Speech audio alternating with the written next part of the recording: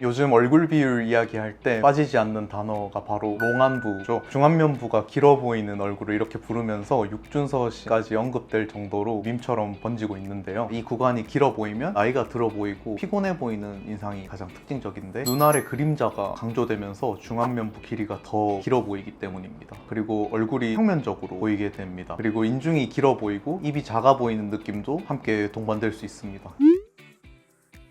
골격 자체가 과도하게 긴 경우에는 양악수술이 필요할 수 있습니다. 하지만 대부분은 눈밑 꺼짐이나 앞광대 볼륨 부족 또는 중안면부 처짐으로 인해서 길어 보이는 경우가 많습니다. 이럴 때는 양악수술 외에 시술이나 다른 수술로도 중안면부가 덜 길어 보이는 효과를 주어서 충분히 얼굴 비율을 개선할 수 있습니다. 그래서 이 롱안부를 해결하는 첫 번째 방법은 입술 필러입니다. 윗입술이 얇으면 인중이 더 길어 보이면서 중안면 하단이 더 늘어져 보입니다. 입술 필러를 하게 되면 윗입술 볼륨과 높이를 보완해주면서 중안면의 하단 경계를 위쪽으로 올려줍니다. 다만 골격 자체가 긴 경우에는 한계가 있고 과도한 시술은 부자연스러울 수 있어서 정확한 비율 조절이 중요합니다. 두 번째로는 지방 이식이나 필러입니다. 중안면이 길어 보이는 가장 흔한 이유는 눈 아래와 앞광대가 꺼져 있기 때문입니다. 눈 아래가 꺼지면 눈 아래로 그림자가 집니다. 이 그림자가 눈에서 입까지 거리를 더 길어 보이게 만들기 때문에 앞광대와 눈밑을 필러나 지방 이식으로 보강하게 되면 꺼진 부위가 채워지고 빛 반사가 개선되면서 얼굴 중심이 위쪽으로 이동합니다. 그 결과 중안면부의 시각적 길이가 줄어들고 광대의 돌출이 완화되면서 얼굴이 입체적으로 변화합니다. 세 번째는 코 수술인데, 콧대가 낮고 코끝이 처져 있으면 중안면 중심이 아래쪽으로 내려가 보입니다. 그 결과 눈에서 입까지의 거리가 더 길어 보이게 됩니다. 코 수술을 통해서 콧대를 적절히 높이고 코끝을 세워서 중심을 위쪽으로 이동시키면 얼굴 중앙에 시선이 집중되고 중안면 길이감이 분산되면서 중안면의 길이가 더 짧아 보이게 됩니다. 다만 콧대의 과도한 높임은 오히려 얼굴을 길어 보이게 만들 수 있기 때문에 전체적인 균형을 고려한 디자인이 중요합니다. 그래서 코 수술에서 중안면부 개선을 위해서는 콧대보다는 코끝 수술이 조금 더 효과가 좋다고 생각됩니다. 그리고 네 번째로는 중안면부 거상인데요. 중안면부가 길어 보이는 원인이 볼륨 부족이 아니라 중안면부 피부나 지방 조직의 처짐인 경우가 있습니다. 눈밑과 앞광대 조직이 아래로 내려오면 중안면 중심이 낮아지고 세로 길이가 더 길어 보이게 됩니다.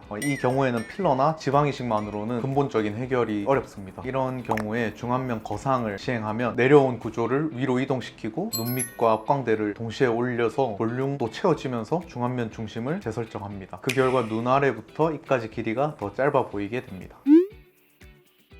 가장 중요한 것은 원인을 정확히 구분하는 것입니다. 전문의와 충분한 상담을 통해서 볼륨 부족인지 지방 돌출인지 아니면 처짐이 문제인지에 따라서 치료 방법이 달라집니다. 또한 과도한 볼륨 보강은 피해야 합니다. 많이 넣는다고 짧아 보이는 것이 아니고 오히려 불균형적인 모습이 보일 수 있기 때문에 중요한 것은 중안면이 아니라 전체 비율과 균형을 함께 고려해서 수술과 시술을 결정하는 것입니다.